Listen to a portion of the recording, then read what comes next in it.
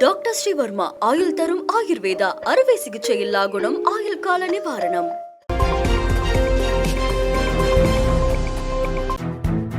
பள்ளி பருவத்தில் தனது கையெழுத்து மிக மோசமாக இருந்ததாகவும் அதை மாற்ற ஆசிரியர்கள் எவ்வளவோ முயற்சி செய்தும் அது மாறவில்லை என்றும் பிரதமர் நரேந்திர மோடி தெரிவித்துள்ளார். பள்ளி இறுதித் தேர்வு எழுத இருக்கும் மாணவர்களுக்காக ஏற்பாடு செய்யப்பட்டிருந்த பரீட்சா பே சர்ச்சா நிகழ்ச்சியில் பிரதமர் நரேந்திர மோடி கலந்து கொண்டு மாணவர்களுக்கு அறிவுரை வழங்கினார். அப்போது அவர் தனது கையெழுத்து எவ்வளவோ முயன்றும் மாறவில்லை என பிரதமர் தெரிவித்தார். வரும் 10ஆம் தேதி நடைபெறவுள்ள கலந்துரையாடல் நிகழ்ச்சியில் நடிகை தீபிகா படுகோன், மேரி கோம் உள்ளிட்ட பிரபலங்கள் கலந்து கொண்டு மாணவர்களுக்கு ஊக்கமளிக்க உள்ளனர்.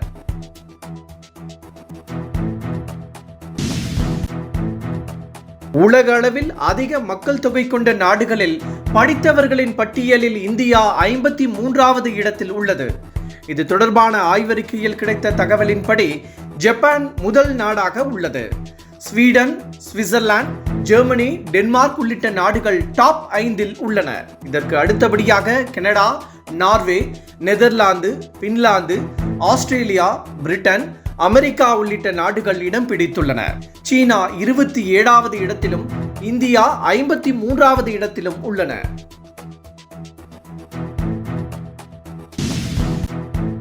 தமிழக அரசுக்கும் ஆளுநருக்கும் இடையே நிர்வாக ரீதியாகவும் அரசியல் ரீதியாகவும் மோதல் போக்கு இருந்து வருகிறது. இந்த நிலையில் தமிழக சட்டப்பேரவையில் ஒருமனதாக நிறைவேற்றப்பட்ட தீர்மானங்களுக்கு ஆளுநர் ஒப்புதல் தராமல் கிடப்பில் போட்டுள்ளதாகவும் மசோதாக்களுக்கு ஒப்புதல் தர கால நிர்ணயம் விதிக்க வலியுறுத்தியும் உச்சநீதிமன்றத்தில் தமிழக அரசு வழக்கு தொடர்ந்தது. இந்த வழக்கு தொடர்பாக இன்று 3வது நாளாக விசாரணை நடைபெற்றது. இந்த விசாரணையின் போது நீதிபதிகள் ஆளுநர் தரப்பு வாதத்தை நிராகரித்தனர். மேலும் அடுக்கடுக்கான கேள்விகளையும் எழுப்பினர். மசோதாக்களை குடியரசுத் தலைவருக்கு அனுப்பும் ஆளுநர் அதற்கான காரணத்தை தெரிவிக்காதது ஏன் என கேள்வி கேட்டனர். மசோதாக்கள் விவகாரத்தில் ஆளுநர் முட்டுக்கட்டையாக இருக்க முடியாது என்றும் நீதிபதிகள் தெரிவித்தனர்.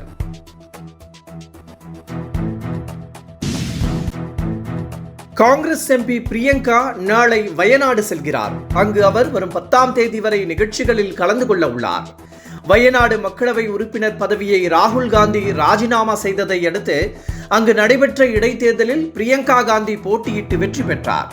இந்த நிலையில் நாளை வயநாடு செல்லும் அவர் வரும் ஞாயிற்றுக்கிழமை மானந்தவாடி பகுதியில் நடைபெறும் நிகழ்ச்சியில் சட்டமன்ற தொகுதி வாரியாக முகவர்களை சந்தித்து பேச உள்ளார்.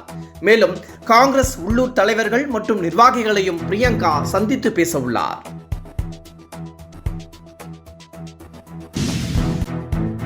கர்நாடக முதலமைச்சர் சித்தராமையா மீதான நிலமோசடி வழக்கை சிபிஐக்கு மாற்ற அம்மாநில உயர்நீதிமன்றம் மறுத்துவிட்டது. முதல்வர் சித்தராமையாவின் மனைவி பார்வதிக்கு மைசூர் நகர்ப்புற மேம்பாட்டு ஆணையம் 14 வீட்டு மனைகளை ஒதுக்கியது. இது தொடர்பாக முறைகேடு நடைபெற்றதாக புகார் எழுந்தது. முதலமைச்சர் சித்தராமையா மீது வழக்கு தொடரப்பட்டு விசாரணை நடத்தப்பட்டு வருகிறது. இந்நிலையில் இந்த வழக்கை சிபிஐக்கு மாற்ற கோரி கிருஷ்ணா என்பவர் தொடர்ந்த மனுவை கர்நாடக நீதிமன்றம் தள்ளுபடி செய்துள்ளது. இதை எதிர்த்து உச்சநீதிமன்றத்தை அவர் நாட உள்ளதாக கிருஷ்ணா தெரிவித்துள்ளார்.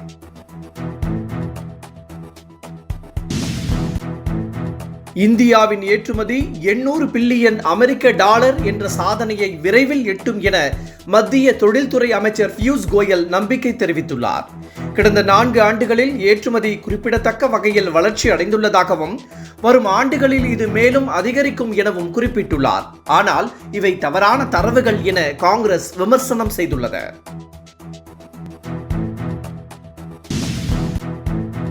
ஆமைகளின் இனப்பெருக்க காலத்தை கருத்தில் கொண்டு குறிப்பிட்ட பகுதிகளில் விசைப்படகுகளை தடை செய்ய வேண்டும் என தென்மண்டல பசுமை தீர்ப்பாயம் உத்தரவிட்டுள்ளது.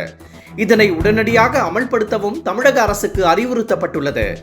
இனப்பெருக்கத்திற்காக கரைக்கு வரும் ஆமைகள் படகுகள் மோதி உயிரிழக்கின்றன. இதை தடுக்க பல்வேறு நடவடிக்கைகள் எடுக்கப்பட்டு வருகின்றன.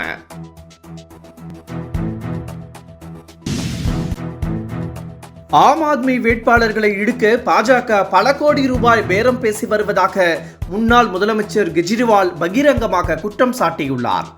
தேர்தலுக்கு முன்னர் ஆம் ஆத்மி கட்சியில் இருந்து 7 எம்எல்ஏக்கள் பாஜகவிற்கு தாவினர். அவர்களுக்கு கோடிக்கணக்கான ரூபாய் கொடுக்கப்பட்டதாக ஆம் ஆத்மி குற்றம் சாட்டியிருந்தது. இந்த நிலையில் ஆம் ஆத்மி வேட்பாளர்களிடம் பாஜக பேரம் பேசி வருவதாகவும், கட்சி தாவினால் 15 கோடி ரூபாய் மற்றும் அமைச்சர் பதவி உள்ளிட்ட பேரம் பேசப்பட்டு வருவதாகவும் குற்றம் சாட்டியுள்ள கெஜ்ரிவால், வெற்றி பெறப் போவதாக கூறிக்கொள்ளும் பாஜக ஆம் ஆத்மி வேட்பாளர்களிடம் ஏன் பேரம் பேச வேண்டும் என கேள்வி எழுப்பியுள்ளார்.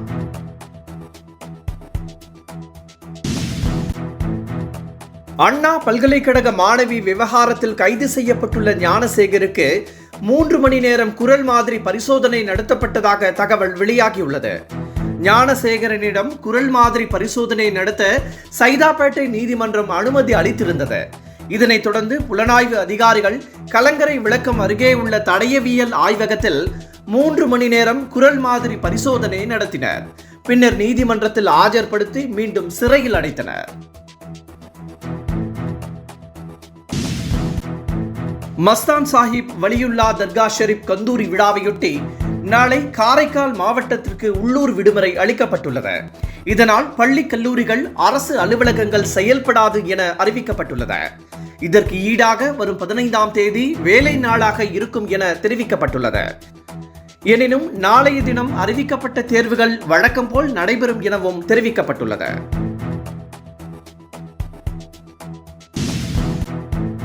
அடுத்த ஆண்டு நடைபெறவுள்ள சட்டப்பேரவை தேர்தலில் முக்கிய கட்சிகள் பல்வேறு வியூகங்களை வகுத்து வருகின்றன.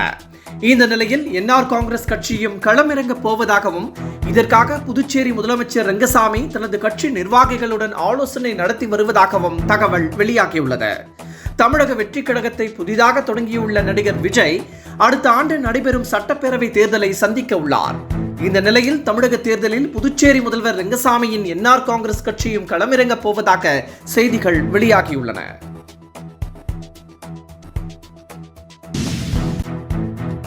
மகாராஷ்டிர சட்டமன்ற தேர்தலில் 39 லட்சம் வாக்காளர்கள் புதிதாக சேர்க்கப்பட்டுள்ளதாக ராகுல் காந்தி குற்றம் சாட்டியுள்ளார். மகாராஷ்டிர சட்டமன்ற தேர்தல் மற்றும் மாநிலங்களவை தேர்தலில் வாக்காளர் பட்டியலில் பெருமளவு முறைகேடுகள் நடைபெற்றுள்ளதாகவும், வாக்களிக்க பயன்படுத்தப்படும் புகைப்படத்துடன் கூடிய வாக்காளர் பட்டியலை தேர்தல் ஆணையம் வெளியிட வேண்டும் என்றும் ராகுல் காந்தி கேட்டுள்ளார். முறைகேடுகளை ஒருபோதும் அனுமதிக்க முடியாது என்றும் ராகுல் தெரிவித்துள்ளார்.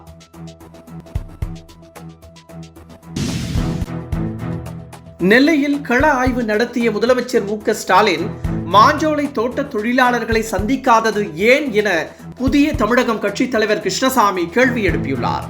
கடந்த 9 மாத காலமாக போராடி வரும் மாஞ்சோலை தொழிலாளர்களை சந்தித்து பேச முதலமைச்சருக்கு மனமில்லை என்றும் அவர் விமர்சனம் செய்துள்ளார். முன்னதாக முதலமைச்சரை சந்தித்து பேச அனுமதி கேட்டிருந்த மாஞ்சோலை தொழிலாளர்கள் தங்களுக்கு அனுமதி கிடைக்காததால் தர்ணாவில் ஈடுபட்டது குறிப்பிடத்தக்கது.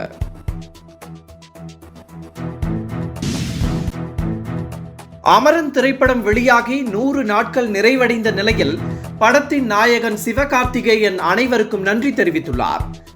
தமிழகத்தை சேர்ந்த ராணுவ அதிகாரியான மேஜர் முகுந்த் வரதராஜின் வாழ்க்கை வரலாற்றை அடிப்படையாக கொண்டு உருவாக்கப்பட்ட அமரன் திரைப்படம் கடந்த ஆண்டு 300 கோடி ரூபாய்க்கு மேல் வசூலை ஈட்டி பிளாக் பஸ்டர் சாதனையை படைத்தது.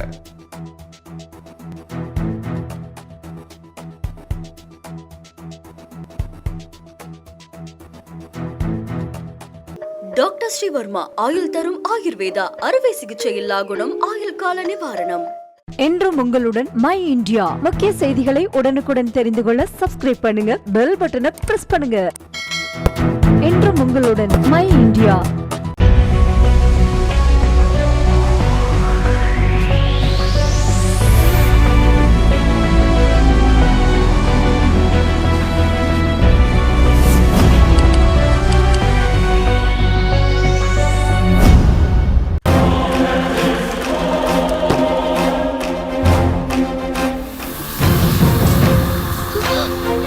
தமிழ்நாடு காவல்துறையை ரொம்ப குறைவா மதிப்பிடுறீங்க மிஸ்டர் நிவாஸ். லஞ்சம் தவிர்த்து நெஞ்சம் நிமிர்த்தி வாழ்ற போலீஸ்காரங்க தமிழ்நாடு காவல்துறை.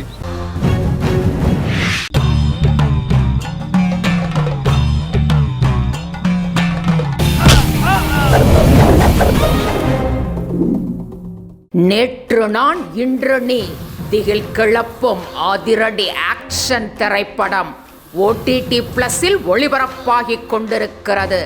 காணத் தவறாதீர்கள்.